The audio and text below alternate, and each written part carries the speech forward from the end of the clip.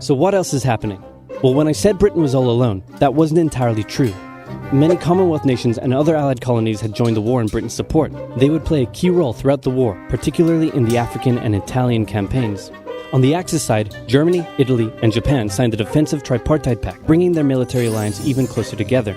The Soviet Union's war against Finland should have been an easy victory, but it became a humiliating struggle, and their military ineptitude was put on full display.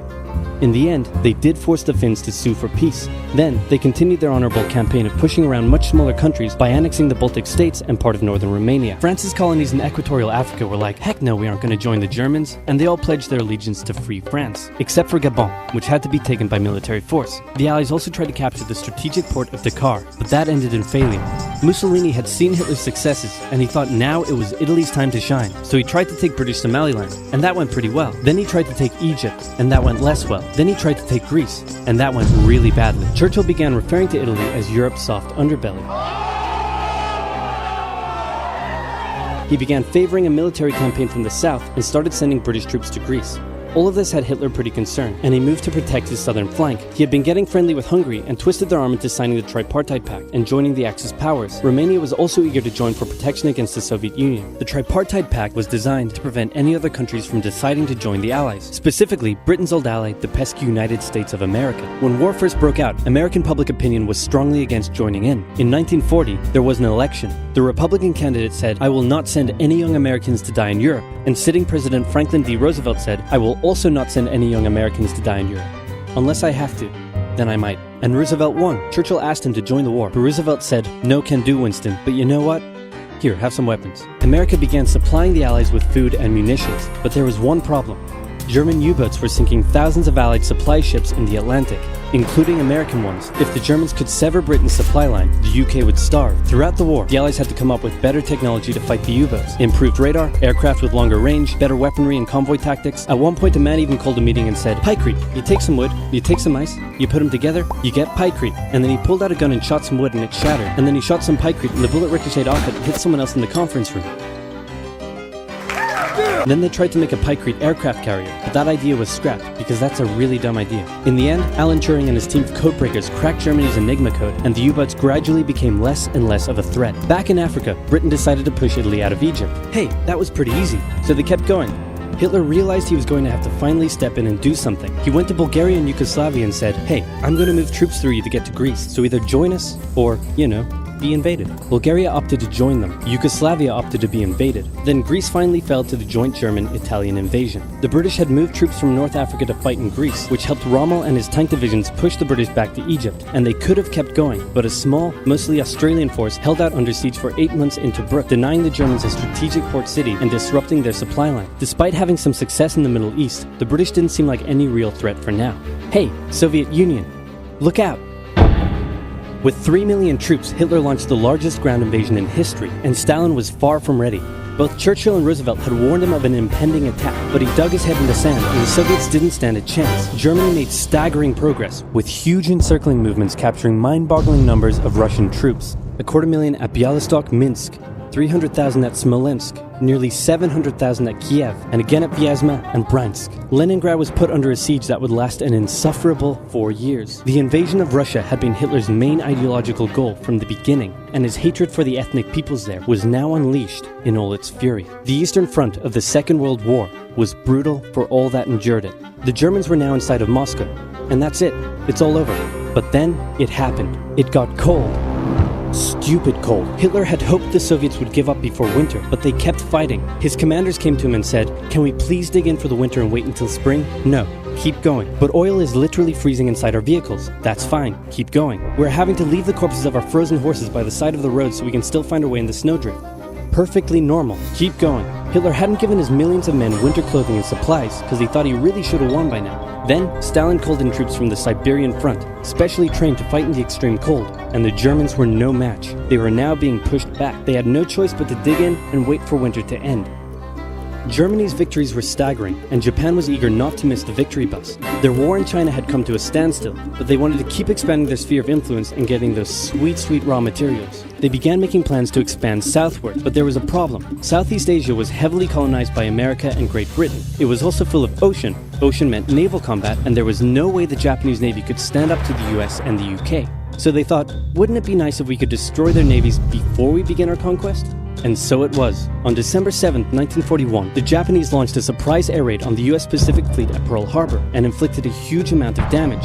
They also attacked British colonies in Southeast Asia. Roosevelt had no choice but to declare war on Japan, and so did Churchill. Hitler then declared war on America, even though he totally didn't have to. The attack on Pearl Harbor seemed like a big Japanese victory, but they didn't attack any of the naval repair yards, fuel storage tanks, or the submarine base, meaning the Pacific Fleet would be up and running again pretty soon. In the meantime, though, the Japanese were able to begin their conquest. They took Guam, the Gilbert Islands, Wake Island, Hong Kong, and the Philippines. They forced Thailand to join them so they could march their troops through to Malaya. They swept through Singapore, North Borneo, the East Indies, New Guinea, the Solomons, and they were now threatening northern Australia and the borders of India. Japan's victory had been as staggering as the Germans, and it reinforced the Japanese idea that this was a divine war which they were destined to win. But their victories had been based on speed, not power, and power would eventually catch up with them. For now, though, in all occupied nations, the people suffered. Persecution, forced labor, harsh punishments for any who spoke out against their occupiers. In Europe, the Nazis were rounding up ethnic minorities and other unwanted groups and individuals. In particular, millions of Jewish people would suffer through the terrible events of the Holocaust. Brave resistance movements rose up in defiance of their invaders, while the people held out for hope. And hope was coming. Winter was over, and Hitler could continue his push eastward. But this time, he switched up his strategy. He wanted to focus on the south. His plan was to cut off the Russian armies in the Caucasus, an area full of oil, and then invade the Caucasus and take all the oil. His forces moved across the north with ease, and Hitler got cocky. He rerouted the 4th Panzer Army south early, leaving the 6th Army to complete the encircling movement alone. To do so, the 6th Army had to reach and take the key Soviet city of Stalingrad. The Russians defended it fiercely, and Stalingrad saw some of the harshest fighting of the entire war. The Soviets held up the German advance for 5 months as they battled in the war-torn city, which bought them valuable time. When the Germans had first launched their invasion a year earlier, the Soviets had moved their factories to the east. Those factories had been building a butt-ton of tanks and aircraft and getting the Soviet army up to scratch. Now, it was ready. Stalin gathered his new and improved forces around the city, and in an attack that resembled Hitler's own encirclement tactics, they began surrounding the 6th Army. Hitler's commanders came to him and said, "Hey, maybe we should retreat." But Hitler said, "No, you stay." The entire 6th Army was trapped and had to surrender. With complete air superiority, the Soviets started pushing westward. For Stalin, it was a resounding victory. For Hitler, an absolute catastrophe. Things also weren't looking too good for Hitler elsewhere. With America now in the war, Allied bombing over German cities reached devastating levels. In Africa, the British had pushed Rommel back again. Then they were pushed back again, and finally, after a decisive battle at El Alamein, and with American and British troops arriving in the west, the Germans and Italians were squeezed out of Africa. Japan was also already seeing its rapid success being turned around. They attempted to take the island of Midway, but the US Navy was ready for the attack, and they sank Japan's carrier.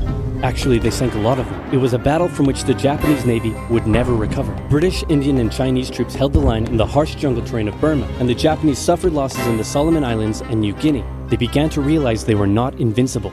With the Axis out of Africa, the Allies had to decide their next move. Churchill still wanted to attack from the south, while the Americans preferred a full sea invasion in northern France. "All right," said the Americans, "we'll do it your way." Allied forces successfully landed in Sicily and began moving north. They also carried out bombing raids over Rome. The thing was, many of the people in Sicily had relatives living in America, and they greeted the American troops quite warmly. With the war reaching home territory, most Italians just weren't that into it, and Mussolini was suddenly very unpopular. He was voted out by his own fascist Grand Council and was toppled from power. Italy immediately began negotiations for surrender. Hitler wasn't surprised and had already sent reinforcements southward. In an operation he ironically called Operation Axis, German troops quickly disarmed Italian troops in the north. The Allies continued fighting the Germans up through Italy, but then winter set in, meaning mud, and everything slowed to a halt.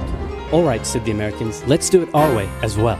Germany had made itself a lot of enemies, and millions of Allied troops had been gathering in England as factories worked around the clock producing the war material needed for a super crazy massive, the likes of which the world has never seen before, invasion of Europe. The Germans knew an Allied invasion would come, but they didn't know where it would land. Thanks to Allied deception tactics, they thought there was a pretty good chance it would come at Calais, but the Allies were really going to land in Normandy because it was less fortified and the beaches were nicer. Under the careful planning of General Dwight D. Eisenhower, the invasion that had been long in the making was just about ready to go. Just one thing was preventing the launch: the British weather. For a short while, everyone sat around waiting for a decent day, and then it came. On the night of June 5th, over 1,000 bombers took off and raided coastline defenses, while paratroopers were dropped inland in a bit of a chaotic operation, tasked with sabotaging defenses and capturing key bridges to stop any German reinforcements from reaching the beaches. Early the next morning, the barrage came, as Allied ships fired a huge number of shells at the German fortifications, and then the landings. The Americans at Utah and Omaha, the British at Golden Sword, and the Canadians at Juneau. It was a tremendous struggle with a great loss of life, particularly at Omaha, but the Allied troops captured the beaches and the landings were a success. Then they began their movements inland. They took the port of Cherbourg and the city of Caen. The Americans moved south to capture Brittany. Then, in a massive disaster for the Germans, British and Canadian troops from the north and Americans from the south trapped the German 7th Army in a near wipeout encircling movement. In August, Allied troops landed in the south of France to little resistance. On one beach, all they found was a Frenchman handing out champagne. Paris was liberated, and the Germans were pushed out of France as the Allies entered Belgium. In the Far East, the Allies started to push the Japanese out of Burma, as the Americans launched a two-pronged offensive in the Pacific. In the south, General MacArthur led the push to liberate the Philippines, while General Nimitz oversaw the brutal island-hopping campaign. American forces had to make hard-fought landing after hard-fought landing on fiercely defended small islands as they moved steadily towards the Japanese mainland. The Japanese believed that the greatest thing a person could do was to die in battle, and the most dishonorable act was to surrender. As a result, they fought ferociously to the very end, and the closer the Americans got to the mainland, the more ferocious the resistance became. In February 1945, the Americans captured the island of Iwo Jima, and an intense firebombing campaign of Japan's wooden cities began. The Allies suffered some setbacks trying to liberate the Netherlands, but they were making progress and were now threatening the industrial heartland of Germany. Hitler's health, both mentally and physically, was rapidly deteriorating. Things were looking bad, and he was desperate. He said, "We need to turn this thing around, and I have just the trick. Remember a few years back when we blitzkrieged through the Ardennes and trapped the Allied forces in Belgium? Well, I'm going to do the exact same thing. Again."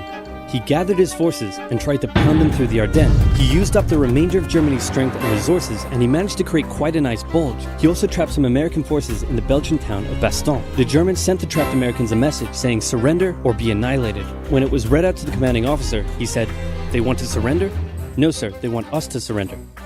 Nuts! And that's what they sent off as their official reply. General Patton's Third Army then managed to break the siege from the southwest, and the Germans were pushed back. Hitler's last-ditch attempt had failed, and what followed was a total collapse of the German forces. The Allies pushed into Germany from both sides. The Soviet Union took Warsaw and kept pushing to Berlin. In his bunker, Hitler realized all hope was lost. Berlin fell, and with it, Hitler's dreams of a great German empire. Two of the Axis nations had been knocked out, one to go. The Americans began their assault on Okinawa, the last island before they would reach the Japanese mainland. The desperate Japanese fought hard, launching kamikaze attacks on the US ships. The citizens of Okinawa suffered through the terrible fighting, but in 2 months, the island was captured. The Allies now had to make a choice. Either continue the devastating struggle up the Japanese mainland, or they could try to coerce the Japanese into surrendering now. In July, the first successful atomic bomb test took place in New Mexico, and the destructive weapon was ready for use. America and the UK were also seeing the Soviet Union not so much liberating as occupying its captured territories, and so they wanted to put on a show of force. On August 6th, the A-bomb fell on Hiroshima. Then, on the 9th, Nagasaki. The cities were reduced to rubble, and for the people living there, it was a terrible fate. But for the Allies, it achieved their main aim. In September, the Emperor announced Japan's surrender, saying the war situation has developed not necessarily to Japan's advantage. After 6 years, war was finally over.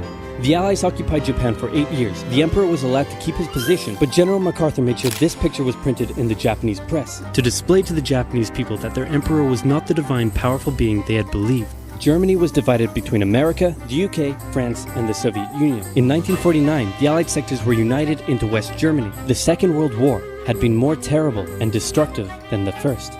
In its aftermath, two major superpowers with two very different ideologies had come out victorious, and the tension between the two of them would create a new kind of war. A very, very cold one. Wow, Churchill, that looks just like me. And your app is doing really well. And this quesadilla you made is to die for. How'd you learn to do all this stuff? I used the link in the description to get 2 months of Skillshare for just 99 cents. Wow, tell me more. Okay. Skillshare is an online learning community with more than 19,000 classes in design, business, technology, and more. Premium membership gives you unlimited access to high-quality classes taught by genuine experts working in their field, so you can improve your skills, unlock new opportunities, and do the work you love. If you want to learn how to create games, you can check out the courses on using Unity or creating vector art. There are courses for software development, music production, arts and crafts, or if you want to learn how to animate like I do, you can find loads of courses for beginning animation. And Skillshare won't take a heavy toll on your wallet compared to other learning platforms, with an annual subscription being under $10 a month. If you'd like to give it a try first, then I've got a deal just for Oversimplified viewers. The first 1,000 people to use this link, which can also be found in the description, will get their first 2 months of Skillshare for just 99 cents. That's right, just 1 cent short of $1. So be sure to sign up using the link in the description, improve your skills, and learn something new today.